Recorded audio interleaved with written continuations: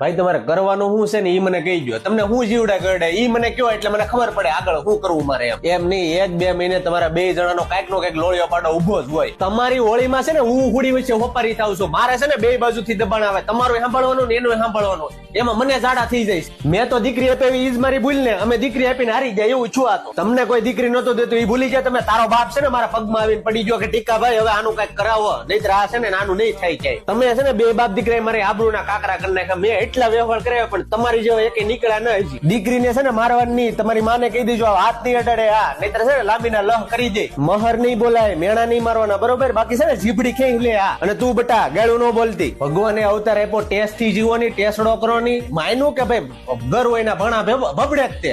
પણ તમે હામાં હામી સાલિયા ઉડાડો એનું શું કરવું? હવે છે ને આ દીકરી મારી છે એમ સમજજો. હવે ટીકો છે ને ઓછો નહીં ઉતરે. હા અને હવે પોલીસ થાણાના તમારા પગીચા ચડવા હોય ને તો આવા ધતિંગ કરજો.